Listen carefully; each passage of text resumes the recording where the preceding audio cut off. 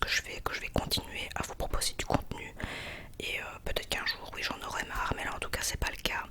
Donc merci beaucoup en tout cas à vous qui me suivez depuis longtemps, ou si vous êtes nouveau ou nouvelle, bienvenue sur cette chaîne.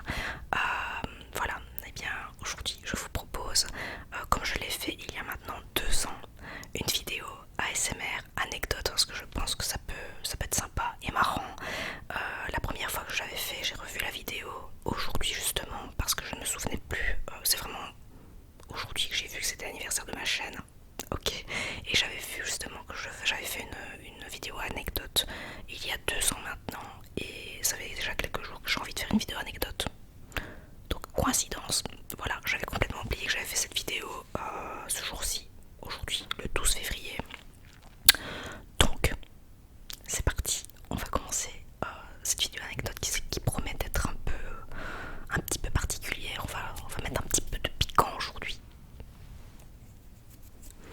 Alors je voulais vous raconter une anecdote, mais des anecdotes un peu voilà. Et je me suis dit ça peut être marrant de vous parler de ces anecdotes là, parce que quand ça m'arrivait, je suis souvent restée bête, parce que ce sont soit des situations qui me sont arrivées, ou alors que j'ai eu en rêve. Je pense qu'il y en a une ou deux pour lesquelles je vais vous en parler. Enfin, je me suis dit que j'allais peut-être vous parler de ça parce que c'est assez marrant et parfois un peu malaisant. Donc voilà.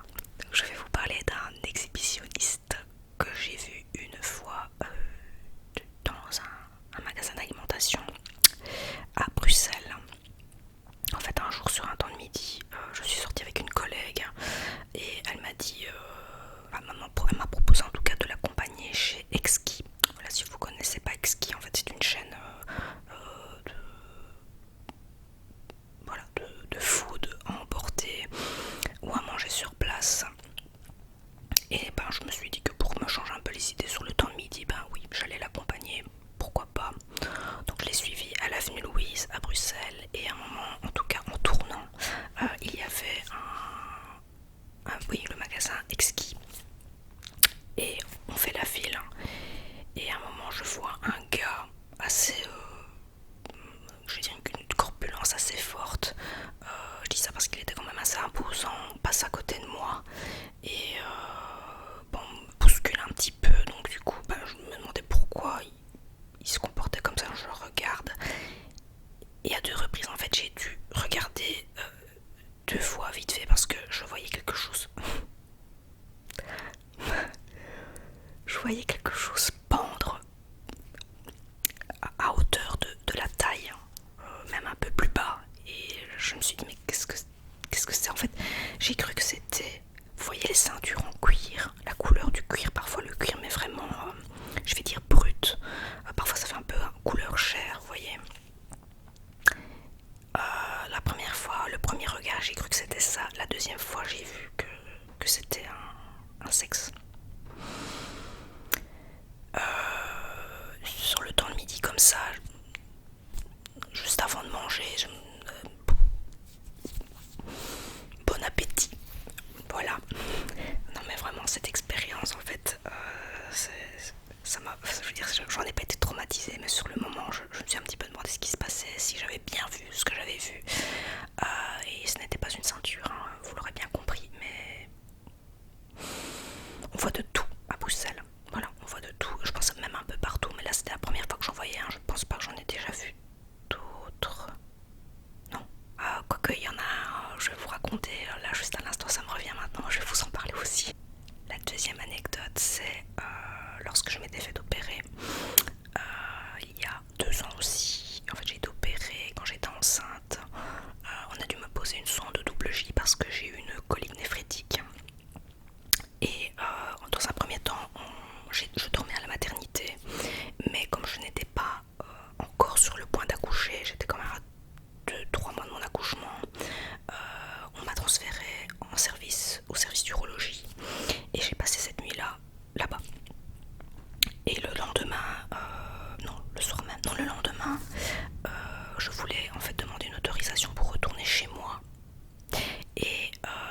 lorsque j'attendais un médecin, je faisais un petit peu des allers-retours entre ma chambre et le couloir.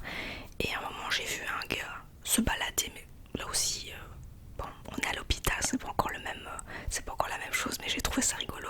Il y avait un gars qui portait une chemise une robe de chambre, hein, comme pour les opérations, vous voyez. Mais c'est toujours ouvert dans le dos. Et ben, ce gars-là était à poil, en train de se balader comme ça dans les couloirs. Alors je trouvais ça comique. Je me suis dit, ça a un peu le lien entre le gars avec son sexe à l'air et là, une paire de fesses. Voilà, maintenant, ce que je vais vous dire juste après, ce que je vais vous raconter juste après n'a plus rien à voir avec les parties intimes. On va passer sur quelque chose d'un un peu plus différent. Troisième anecdote, ça concerne les 20 km de Bruxelles. Alors ici, je vais encore parler de Bruxelles. D'ailleurs, oui, même encore une autre fois, je vais vous parler de Bruxelles parce que bien, j'ai travaillé à Bruxelles pendant plus de 10 ans et voilà, ces anecdotes-là font partie de ma vie quand je travaillais à Bruxelles. Donc un jour, les 20 km de Bruxelles étaient organisés par notre travail, à savoir enseignement, le Fonds des accidents du travail, donc le FAT à Bruxelles, et on avait l'opportunité de participer, comme tout un chacun, on pouvait participer aux 20 km de Bruxelles. Donc pendant tout un temps, je m'étais entraînée à aller courir, mais bon, pas suffisamment que pour que je tienne 20 km. Honnêtement, c'était pas possible pour moi. J'avais 20 kilos de moins que maintenant. J'étais en période à la limite anorexique et je faisais la boulimie. Enfin, c'était vraiment très particulier cette période-là. Soit le jour des 20 km arrive, mon mari et moi, on participait tous les deux à cette course et on avait reçu nos numéros. Vous voyez ces numéros que vous collez sur votre, enfin vous venez épingler en tout cas sur votre maillot de course. Et lui et moi on s'est mis en route, donc on attend le coup de feu qui donne le départ de la course. On se met à courir et je vous avoue que j'avais tellement pas d'endurance, j'avais tellement pas l'habitude, malgré le fait de m'être entraînée, je n'avais pas, comment dire, j'étais pas prête en fait pour la course et je n'ai même pas fait 500 mètres que j'avais déjà un point de côté, c'était horrible. Et à un moment, bon, on court chacun à notre rythme et puis autour de moi je cherche mon mari et je ne le vois pas. Je me dis mais c'est bizarre parce que j'avais quand même une vue sur lui, j'arrivais un peu à me repérer sur lui et puis j'entends qu'il m'appelle et il me dit viens suis-moi. Je dis mais quoi, qu'est-ce que tu fais? Il me dit viens on s'en va, on prend le métro, on s'en va. Je dis mais comment veux-tu, on peut pas quitter la course comme ça, enfin en plus on est disqualifié quand c'est comme ça. D'ailleurs j'ai très bien fait, mais bon.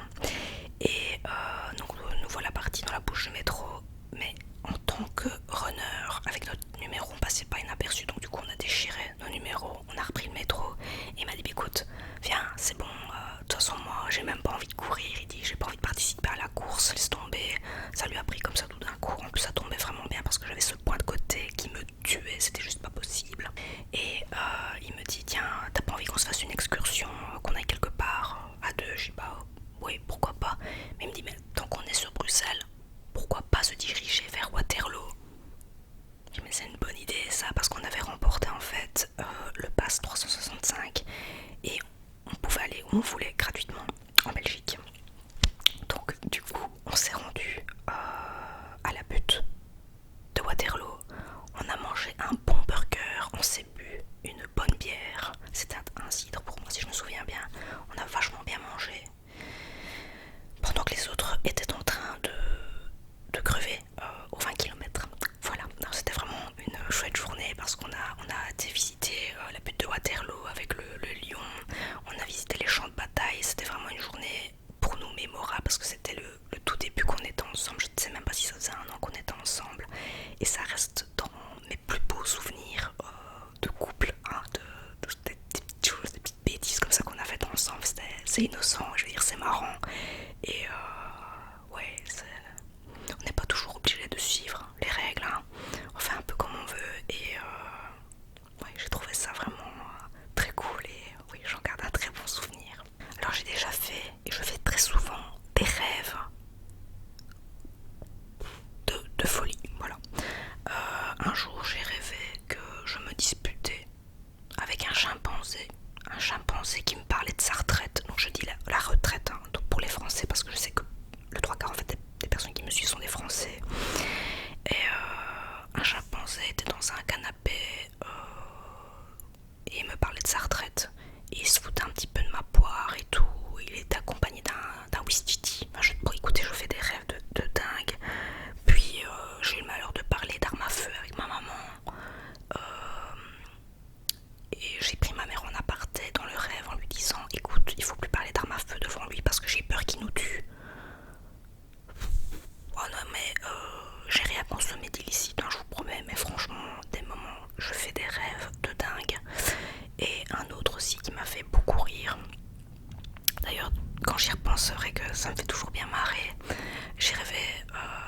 Donc j'étais dans un magasin, si vous connaissez le magasin Cora, Shopping Cora.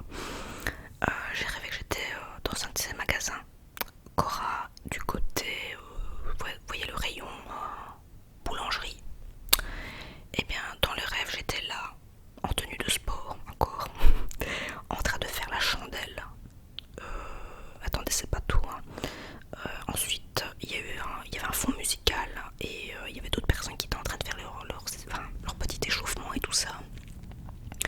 Et je me suis mise aussi moi à faire mes échauffements et tout le bazar. Et à un moment on était tout un groupe de filles et on arrivait dans des rayons en dansant. Mais vraiment hein, en dansant et dans mon rêve j'étais comme ça et tout. Peut-être pas comme ça. Pardon. J'étais comme ça et tout, je dansais. Et je sais pas, on faisait des cumulés, le poirier avait un truc de dingue. Et on entend une voix dans le micro qui dit ah ben voilà, il y a nos danseuses qui arrivent au rayon Knorr.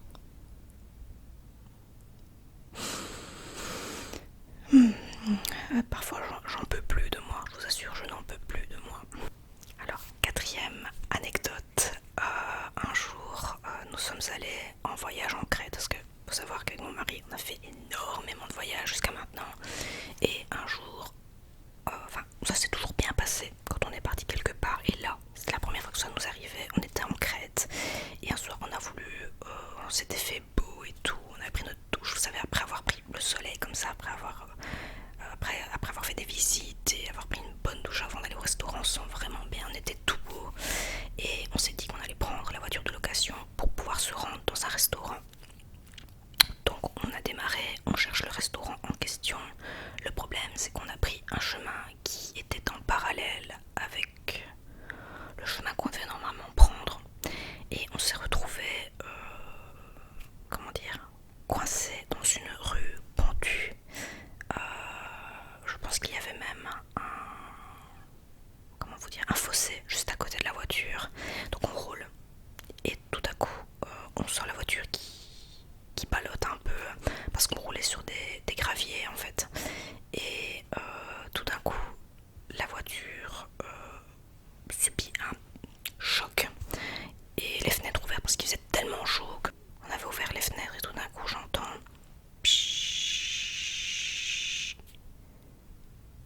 je dis à Gaëtan, là il y a quelque chose qui va pas, arrête-toi tout de suite. Il me dit pourquoi, regarde, j'écoute, ça pue, je crois qu'on a crevé un pneu. Et en effet, le pneu était crevé. En plus on était, comme je vous explique, dans une rue en pente avec un ravin, vraiment un sacré trou à côté de la route. Et on s'est retrouvé dans le noir total avec ce pneu qui était complètement crevé. On a dû en pleine nuit donc tenter, j'ai dû orienter monsieur pour retourner la voiture, pouvoir retourner descendre dans le bon sens en fait, mais c'était pas tout. Il fallait faire attention de ne pas plier la jante et pouvoir se mettre dans un endroit assez sécurisé. C'est compliqué pour pouvoir changer ce pneu et mettre un pneu de secours. Ce qui était pas rassurant non plus, c'est que c'était infesté de moustiques, mais de rats aussi. Et parce qu'on avait vu des rats justement qui passaient à ce moment-là en voiture avec les phares, on les voyait passer. Et je vous avoue qu'on n'était pas tellement franc à l'idée de changer ce pneu dans des conditions pareilles, mais ça s'est fait non sans mal.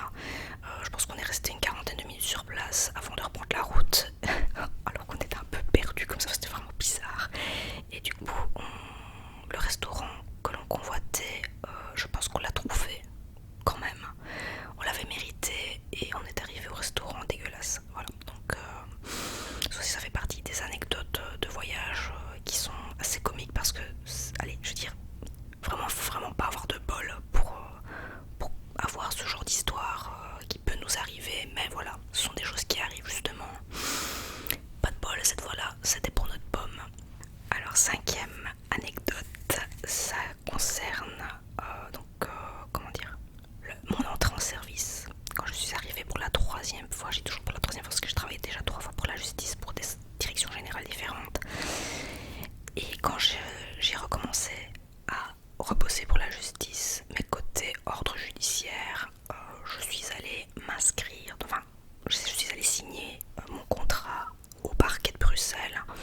où j'ai prêté serment.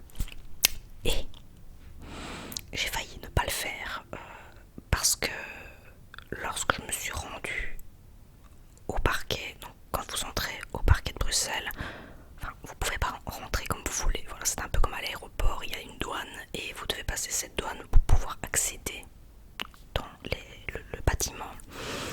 Et j'ai bien failli ne pas signer mon contrat parce que j'avais une bombe lacrymogène sur moi. Donc il faut savoir que c'est interdit strictement en Belgique d'avoir une bombe lacrymogène. En tout cas, je pense que ça va changer, mais c'est interdit d'en avoir une sur soi. Mais étant donné que j'ai déjà été agressée, j'ai préféré en avoir une sur moi justement à Bruxelles. Voilà, c'est pas la première fois que je travaille à Bruxelles, comme je vous ai expliqué, ça fait une dizaine d'années maintenant que j'ai toujours travaillé à Bruxelles en fait, à peu de choses près. J'ai préféré me protéger, avoir cette bombe sur moi. Le problème c'est que j'ai été arrêtée à la douane et la bonne femme de la douane ne voulait pas me laisser passer et voilà, j'ai failli ne pas signer mon contrat de travail à cause de ce truc. C'est un peu bête, c'est vrai que je n'aurais pas dû avoir ça sur moi. Maintenant, sachant ce que j'ai déjà vécu, j'ai préféré me protéger. Mais cette fois-là, je vous avoue que je savais pas que j'allais devoir passer par le parquet pour signer mon contrat. Donc, pas de bol non plus. 6e anecdote. Ça concerne ma demande. La demande en mariage de mon mari.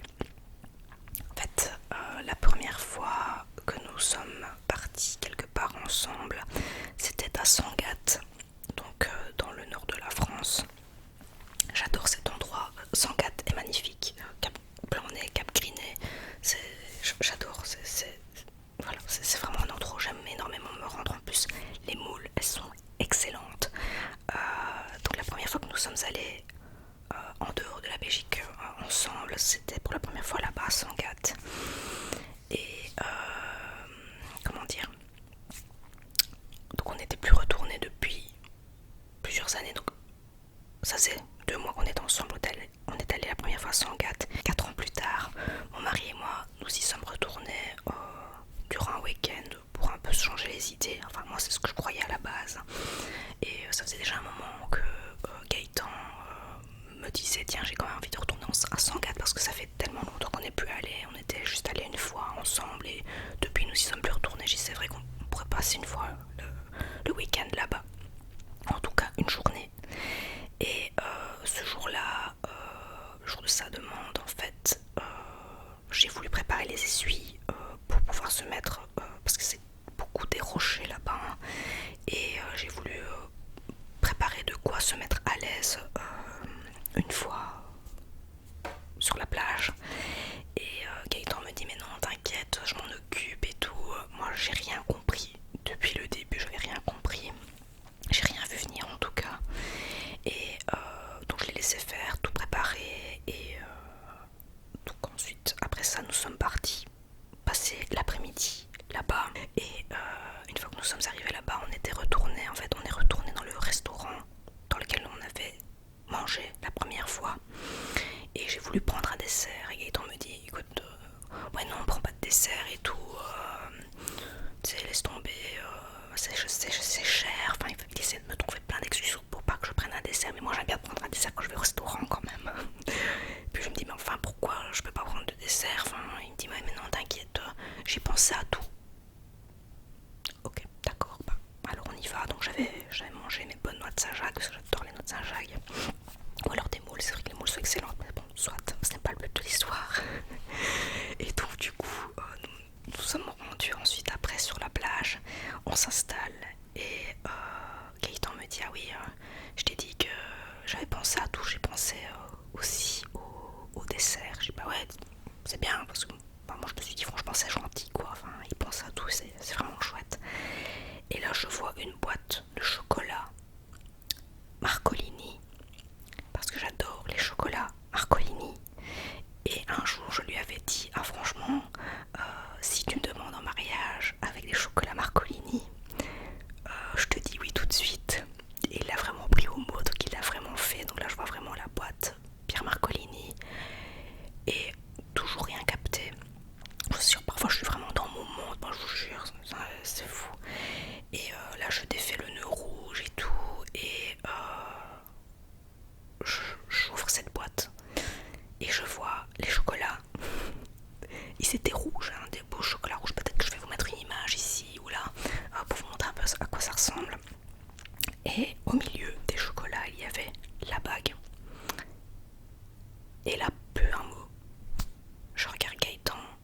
je regarde la bague, je regarde Gaëtan, je regarde la bague, je me dis mais dis quelque chose.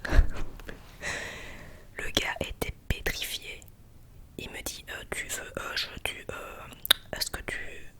Je me dis mais oui, enfin, dis quelque chose, je sais pas, j'étais moi-même mal à l'aise parce que je ne savais pas à quoi je devais m'attendre. Parce que peut-être que c'était juste une bague comme ça ou des fiançailles, mais bon, en tout cas c'est vrai de cette façon-là, ça ne pouvait rien être d'autre qu'une demande en mariage, enfin, ça c'est clair, mais moi je l'avais pas compris comme ça. Sur le moment, j'attendais vraiment désespérément qu'il me dise quelque chose. Et il me dit tiens, est-ce que tu veux devenir ma petite femme? Je dis mais oui, bien sûr. Donc voilà. Et oui, voilà. Donc du coup, maintenant, j'ai ma bague qui était seule à la base. Je vais vous la montrer. Je vous ai jamais montré mon alliance. Donc c'est celle du milieu, en fait. C'est celle-ci que mon mari a dessinée lui-même et il a fait faire les alliances. En tout cas, nos alliances ont été faites par un ami qui est bijoutier. Donc l'alliance est ici. Enfin, oui, l'alliance est ici. C'est ce que j'ai reçu pour ma demande en mariage et je suis venue compléter avec 2 anneaux en or. Voilà. Donc c'est de l'or blanc, de l'or jaune et ce sont des petits diamants que vous voyez. Alors une dernière, la toute dernière anecdote que je voulais vous raconter, c'était lorsqu'on est parti vers une retraite à Orval, à l'abbaye d'Orval. Donc au tout début qu'on avait emménagé ensemble, ça faisait quelques mois que j'avais perdu ma grand-mère. Enfin, bon, j'avais vraiment envie de me changer un peu les idées. Et au mois de septembre 2014, on s'est rendu on était à la base censé rester tout un week-end à Orval. Le souci, c'est que ça ne s'est pas du tout passé comme on l'espérait. Alors en fait, ce que je vais faire, c'est que je vais prendre ma tablette et je vais vous lire un peu un email en fait que j'ai envoyé à une copine qui regarde souvent d'ailleurs ces vidéos. Bisous Anso. Et je lui explique un peu le week-end de merde que nous avions eu à l'abbaye d'Orval. C'était vraiment abominable. Voilà, donc je lui explique. Nous avons passé un week-end complètement pourri, mais bien ri chez les moines le 19 et le 20 septembre. Alors, on a raccourci notre séjour. Quelle horreur, moi qui pensais étudier et lire tranquille. Nous avons passé une nuit d'enfer après avoir tué 30 à 40 moustiques dans la cellule. C'était abominable. Je vous assure, on arrivait en fait. C'est toujours vétuste pour la partie des frères est rénovée, mais la partie des gens qui viennent en retraite en fait, comment dire, est vétuste. Voilà, autant comme de certaines écoles, enfin les écoles catholiques ou même communales, vraiment c'est dans le même état, c'est vraiment dans un piteux état.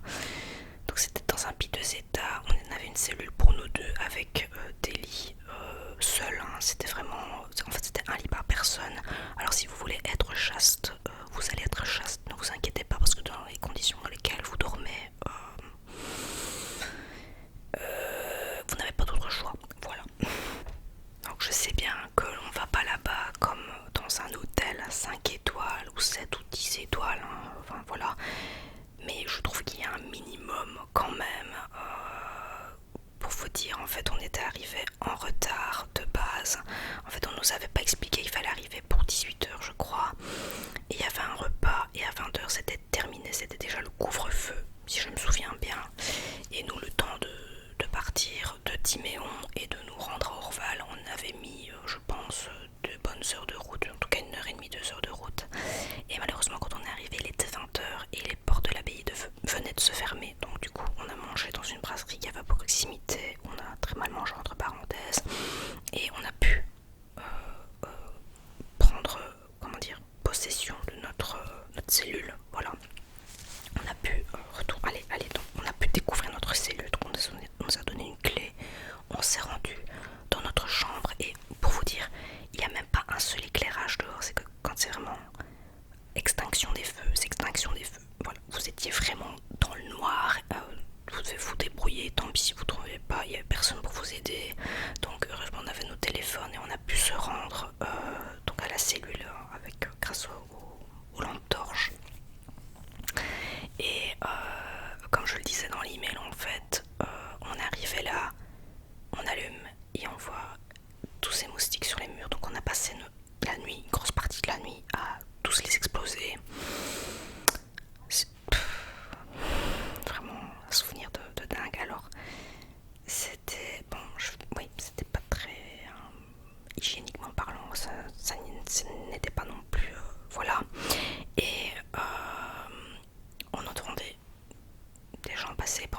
c'était même assez creepy parce que nous on était dans notre cellule, il faisait noir partout. Et même pour aller à la toilette de nuit et autres, je vous assure que j'ai même pas osé y aller sans mon mari, il fallait que Gaëtan soit vraiment là. Et on s'est rafraîchi juste au lavabo parce que les douches étaient communes. Et là aussi, je n'ai pas voulu me risquer d'en prendre une honnêtement. Enfin voilà, on était fortement déçus. Donc on s'est dit peut-être que le lendemain, ça allait vraiment valoir la peine d'être venu. En effet, le jour se lève, on avait passé une très mauvaise nuit, 7 h du matin, on s'est levé et là, le lever du soleil avec toute cette lumière qui, je vais dire, enrobait toute l'abbaye, l'intérieur de l'abbaye, parce que l'intérieur de l'abbaye n'est pas, comment dire, n'est pas accessible aux visiteurs. Il faut absolument venir faire une retraite. Et là, bon, évidemment, rien à dire, l'abbaye sublime. Heureusement d'ailleurs que nous sommes restés ce jour-là, enfin toute cette nuit pour pouvoir voir ça le lendemain. Et ensuite nous avions participé aux différents repas, donc à savoir le déjeuner, ensuite le dîner. Donc on a déjeuné le matin à l'abbaye, donc déjà c'était très bizarre parce que les gens nous regardaient bizarrement étant donné que en étant jeune, ça paraissait très bizarre aux personnes qui étaient beaucoup plus âgées qui étaient là. Je sais pas, ça, pour eux c'était étrange de voir des jeunes venir manger et en tout cas faire une retraite à l'abbaye. Pourquoi, je ne sais pas. Et alors on s'est vraiment senti extrêmement mal lorsque l'on est venu dîner, je crois que c'était vers 1h30, 2h de l'après-midi. Un malaise.